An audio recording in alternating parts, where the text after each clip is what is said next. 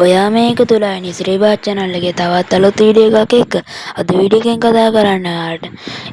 ඔයාලා දැන් AI පාවිච්චි කරනවා ඇති. ඔයාලා AI ඒ වලින් එක ඉස්කෝලේ යන කට්ටිය නම් සමහර කට්ටිය homework එහෙමත් AI වලට කියලා ගන්නවා. අද කියලා දෙන්න යන්නේ ඔයාලට විභාගයට එහෙම නැත්නම් ඔයාලට කැමති දෙයක් සමරයිස් කරගන්න වීඩියෝ එකක් දිග එකක් ඔයාලට ඒක ෂෝට් නෝට් එකක් කරගන්න පුළුවන් ඇප් එකක් ගැන. වැඩි ගන්න නැතුව channel එක subscribe කරලා වීඩියෝ එකත් එක්ක එකතු වෙමු. යමු වීඩියෝ එකට.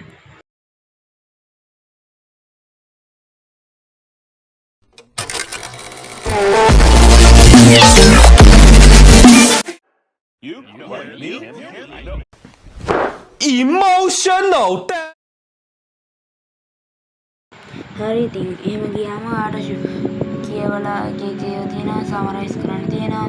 ඔයාලට මේ ටූල් එකෙන් පුළුවන් ඔයා දැන් අච්චුපොත් තියමුකෝ ඉස්කෝලේ අච්චුපොතේ PDF එක ඩවුන්ලෝඩ් කරගෙන ඒකෙන් පළවෙනි පිටු 10න් ප්‍රශ්න ටිකක් හදලා දෙන්න කියලා එයා ලස්සනට ප්‍රශ්න ටිකක් හදලා ඔයාලට ඒකෙන් ප්‍රශ්න ටිකට උත්තර දෙන්න පුළුවන්.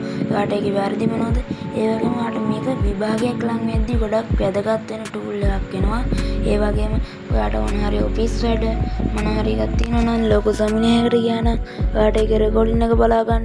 ඒක රෙකෝඩින් එක බලලා තේරෙන්නේ නැත්තම් මේකට කියලා ඔයාලට URL එක දීලා ඔයාලට මේක සරල විදියට ඔයාලට බේසික් විදියට සමරයිස් කරගෙන ඔයාලට ඔයා කොච්චර ඉගෙන ගත්තද කියලා ප්‍රශ්න වලට උත්තර දෙන්න වගේම ඒක ඕන දෙයක් මාත් මගේ ජීවිතයේදී මේක මගේ වැඩවලට මම ගොඩාක් ප්‍රයෝජනෙට ගන්නවා.